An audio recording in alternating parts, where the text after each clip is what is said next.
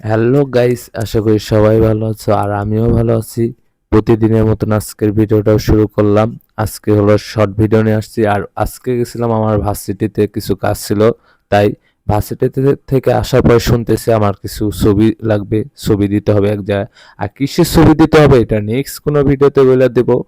আর হলো সামনে আরো কিছু নতুন নতুন ভিডিও আনতেছি।